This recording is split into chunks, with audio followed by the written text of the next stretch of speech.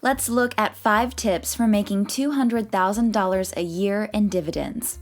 Number 5, find sustainable dividends.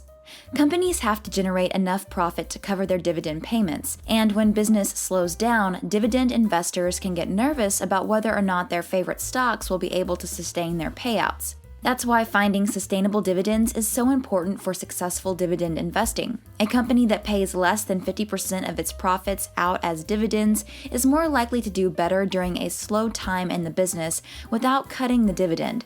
So if you're looking for income you can count on, be sure to check out a company's payout ratio before you buy. Number 4, reinvest your dividends. If you want to make the most of your dividend stocks, you have to reinvest your dividends. That's because reinvesting your dividends allows you to take advantage of the power of compounding. When you reinvest your dividends, you're essentially giving your portfolio a raise. And over time, that raise can add up to some serious investment gains. So if you want to supercharge your dividend investing strategy, make sure to reinvest your dividends. It's the best way to make your money work for you. Number 3, avoid the highest yields. When it comes to dividend investing, you want to avoid the highest yields. On the surface, it may seem like the best way to compound your money is to pick stocks with the highest dividends, but often these high yields are actually quite dangerous. They're usually a sign that the market does not trust a dividend's sustainability. As a result, the market will push the stock price down in order to compensate for this risk. So if you see a stock with a high yield, be wary. It could be a sign that there's trouble brewing underneath the surface. Number 2, look for dividend growth. Many investors don't realize that dividend growth is even more important than dividend yield.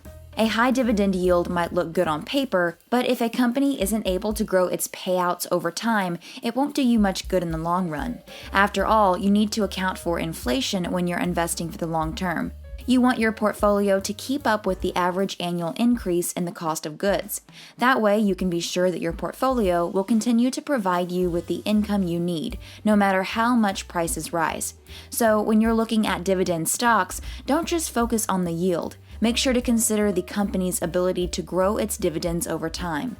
That's the key to successful long-term investing.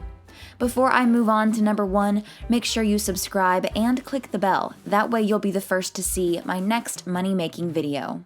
Number 1, invest for the long term. When bad news hits a company that you've invested in, it can be tempting to sell off your shares and cut your losses. But if you're really looking to build a successful dividend portfolio, then you need to resist the temptation and stick it out for the long haul. Because while the bad news might be scary in the short term, chances are good that things will eventually turn around, and if you sell your shares at the first sign of trouble, then you'll miss out on the rebound. So if you want to build a portfolio that produces reliable income for years to come, then you need to be prepared to ride out the occasional storm. Click the video on the screen to see another money-making video.